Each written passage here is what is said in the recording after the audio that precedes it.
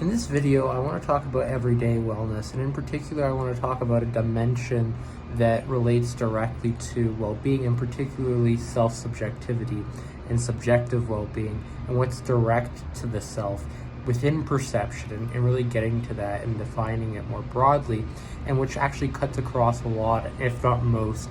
if not all, social science and psychological research. And then that's quality of life and the quality of our perceptions. And if you think about it, the quality of life and quality of perceptions, there's very little separating the two.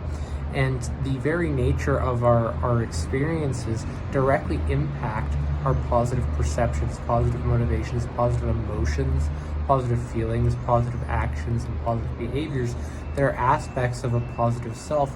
and also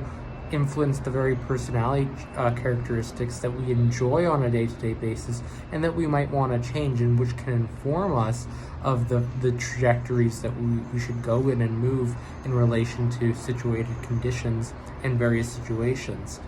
And it's very important for developing and cultivating greater self-intelligence through developing knowledge regarding the self and the surroundings and forming positive relations between those two that can guide us towards more of these positive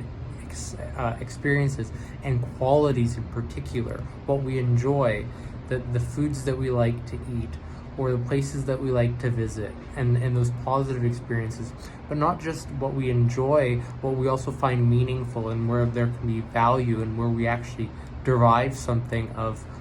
value and utility, and which benefits our lives in various ways by improving upon it, whether it's a process, whether it's reducing negative emotions or feelings, negative perceptions, pain, negative actions or negative behaviors that are inconveniences, let's say, or setbacks, and which ultimately improve the quality of life, making it easier to live or get by, enjoy ourselves, experience something worthwhile, something that's memorable. And so quality of life really cuts through most of our experiences and what makes life a positive experience. And it's also, when it comes to scientific measurement, is one of the most studied and most used measurements regarding well-being in particular. Also used throughout psychological literature to be able to understand various effects and efficacies, and is ultimately one of the main reason why psychological research is even done in the first place, is to understand what improves the quality of life for individuals, and what are the components and elements of that make up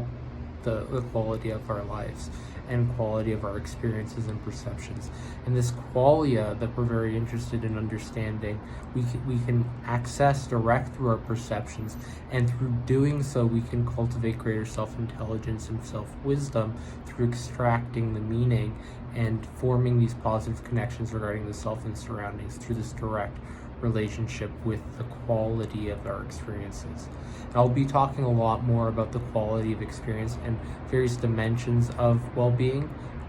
particularly subjective well-being, and this idea of how self-subjectivity and the self directly relates to subjective well-being, and how there's this connection when we're looking at optimal well-being, and particularly positive well-being, that has dimensions of subjective well-being, SWB, as well as eudaimonic well-being, which looks at more broadly perceptual, psychological, physiological, and social characteristics, often measured as psychological well-being and physical well-being, that have components of meaning, purpose, engagement, relationships, accomplishments and achievements, environmental mastery, and various other dimensions that might be included. However, when we're often studying positive well-being and well-being in general, there's very different ways that you can go about measuring it, and the ones that tend to be more consistent in the measurement utility when it comes to well-being, it's the subjective well-being measures, and that's particularly quality of life and life satisfaction that are measured together, but more frequent in more recent years, a more frequent amount of research into subjective well-being has looked into also positive and negative affect alongside measures of quality of life, as well as life satisfaction, various dimensions of satisfaction that can be compiled and aggregated together to form this larger encompassing dimension of life satisfaction. And so while from a philosophical perspective and even a philosophy of science perspective, subjective well-being might not have the best rap, it does have, at least within a research sense, greater validity, and there's greater opportunity for theorists to really capitalize on the abundance of research and untapped philosophy and science and wisdom that is to be gained within various measures, and exploring the qualities of experience that are direct through our perceptions and through this subjectivity that often gets thrown aside or cast aside as being purely subjective, which it's not. It actually influences these objective elements, and it pertains directly to the psychological that falls within the subjective objective continuum, and that's why it's primarily studied as a major component and essential constituent of positive well-being and well-being, including measures of ill well-being that is associated and connected to biological markers, psychological markers, psychiatric markers, various perceptions, motivations, emotions, feelings, actions, behaviors, and general experiences regarding the self in relation to the quality of life and our welfare. And that's all I wanted to say for this video, so I hope you enjoy.